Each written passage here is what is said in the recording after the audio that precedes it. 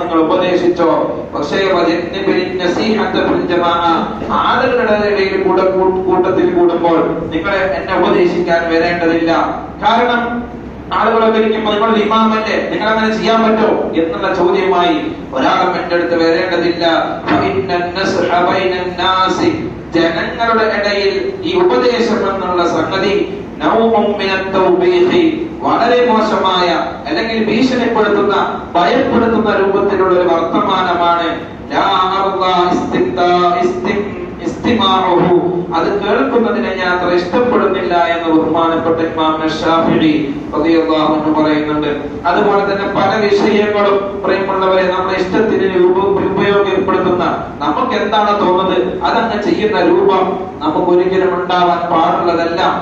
ഇപ്പോ ഒരു അനന്തരം എടുക്കുന്ന വിഷയം, വാപ്പ മരണപ്പെട്ടു അല്ലെങ്കിൽ ഉമ്മ മരണപ്പെട്ടു, സ്വത്തുകൾ ഓഹരിക്കുകയാണ്, അങ്ങനെ ഒരു വിഷയം വരുമ്പോ നമുക്ക് ലാഭമുള്ള കാര്യമാണ് ശരീരത്തിലുള്ളത് എങ്കിൽ ചില പുസ്തകന്മാരൊക്കെ വന്ന് ചോദിക്കും എങ്ങനെയാണ് ഓഹരിയാക്കേണ്ടത്.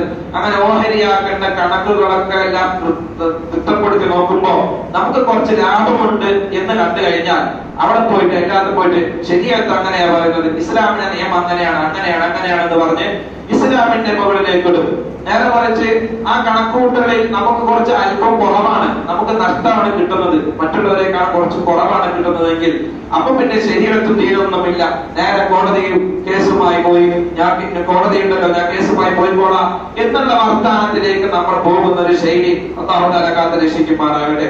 ദീൻ എന്ന് പറയുന്നോ അത് നഷ്ടമായാലും ലാഭമായാലും ഹബീബായ തങ്ങൾ പഠിപ്പിച്ചതാണ്, അത് നമ്മൾ അംഗീകരിച്ചേ പറ്റൂ. ദീനിൽ ഒരു നിയമമുണ്ട്, ആ നിയമത്തിന് വഴിക്ക് പോവുക എന്നതാണ് ഒരു മുഅ്മിനിനെ സംബന്ധിച്ചിടത്തോളം നാം ചെയ്യേണ്ട കാര്യങ്ങൾ. അല്ലാഹു സുബ്ഹാനഹു വ തആല ഈ പറഞ്ഞതും കേട്ടതുമെല്ലാം അവൻ പൊരുത്തപ്പെട്ട അമലായി നമ്മിൽ നിന്നും സ്വീകരിക്കുമാറാകട്ടെ. വആഖിറു ദഅവാനാ അൽഹംദുലില്ലാഹി റബ്ബിൽ ആലമീൻ.